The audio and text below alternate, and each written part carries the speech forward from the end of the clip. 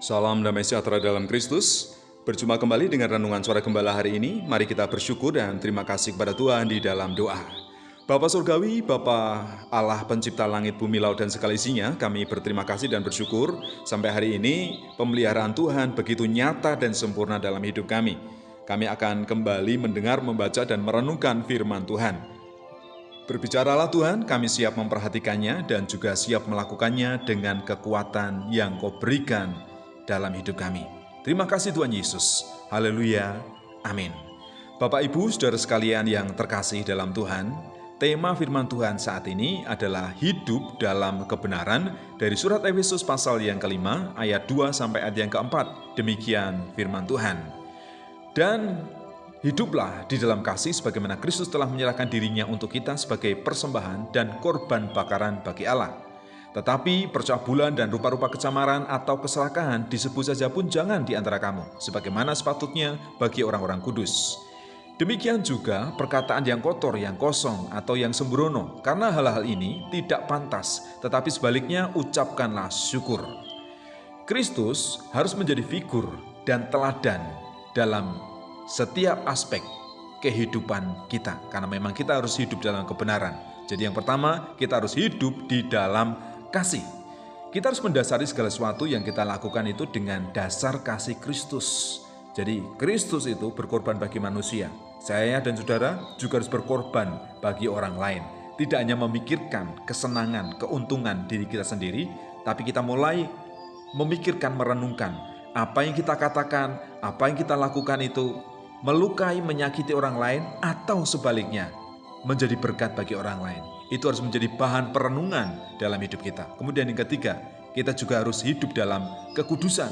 Jadi mari kita menjauhkan diri dari segala macam kecemaran, dari hawa nafsu dosa, dari percabulan, perzinahan, dan juga membuang kata-kata kotor, tindakan-tindakan yang jahat, pikiran-pikiran dan rencana yang jahat, yang tidak berkenan di hadapan Tuhan. Kita harus hidup di dalam kekudusan, hidup dalam kesucian, dan hidup dalam ketulusan.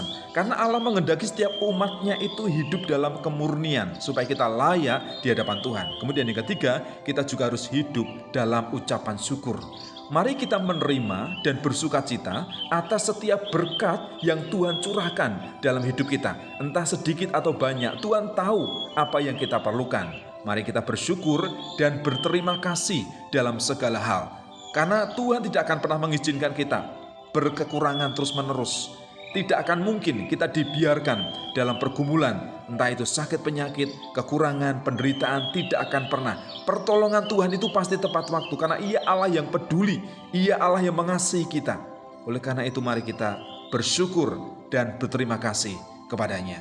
Jadi selanjutnya apa yang harus kita lakukan dalam kehidupan kita? Yang pertama, milikilah kasih Kristus di dalam hidupmu. Nyatakan kasih Kristus itu kepada orang lain dengan tindakan yang nyata. Kemudian jagalah hati dan sikapmu dengan kesucian, kekudusan, dan kebenaran. Dan apapun yang kamu alami dalam hidupmu itu, mengucap syukurlah senantiasa. Walaupun mungkin kita suatu saat mengalami kerugian, menghadapi sakit penyakit, menghadapi pergumulan, justru di saat-saat seperti itu ketika kita berharap dan berserah kepada Tuhan, pasti Tuhan akan menyatakan mujizatnya, Tuhan akan menyatakan pertolongannya, sehingga nama Tuhan itu dipermuliakan dan kita menjadi saksinya yang hidup. Hiduplah di dalam kasih, jagalah kekudusan, dan mengucap syukurlah senantiasa dalam segala perkara. Ajarlah kami untuk senantiasa hidup dalam kebenaran, hidup dalam kasih, hidup dalam kekudusan, dan juga hidup dalam ucapan syukur. Karena kami percaya, kalau kami hidup dalam kasih, kami telah menerima kasih Kristus, kami mengasihi sama kami, kemudian kami menjaga kekudusan, menjaga kebenaran. Berkat Tuhan itu pasti akan dicurahkan. Dan apapun yang Tuhan berikan dalam hidup kami, sudah selayaknya kami berterima kasih, bersyukur kepada Tuhan. Karena kami percaya Tuhan itu tahu segala keperluan dalam hidup kami. Karena Engkau yang memberikan kehidupan kepada kami, Engkau juga yang bertanggung jawab atas segala keperluan kami. Tidak ada alasan bagi kami untuk takut, untuk khawatir tentang segala keperluan kami. Firman-Mu mengatakan kalau burung di udara saja Tuhan pelihara, bunga di padang Tuhan hiasi, terlebih kami anak-anak Tuhan, umat-Mu yang berharga di hadapan Tuhan pasti akan dipelihara jauh lebih sempurna daripada tumbuhan dan binatang.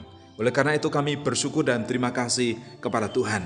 Kami hanya rindu dengan hikmat akal budi urapan kuasa Roh Kudus. Kami hidup dalam kebenaran firman Tuhan. Hidup kami ini layak di hadapan Tuhan. Hidup kami ini menyukakan hati Tuhan. Dan hidup kami ini menjadi berkat bagi orang lain. Itulah kerinduan dan harapan kami Tuhan. Mampukan kami, biarlah firman Tuhan itu senantiasa menegur kami, membentuk kami, menguatkan kami, dan menjadi sumber pengharapan dalam hidup kami. Karena firman Tuhan adalah cahaya dan terang dalam setiap langkah kaki kami dan seluruh aktivitas kami selanjutnya. Terima kasih Tuhan Yesus atas kebenaran firman-Mu. Haleluya.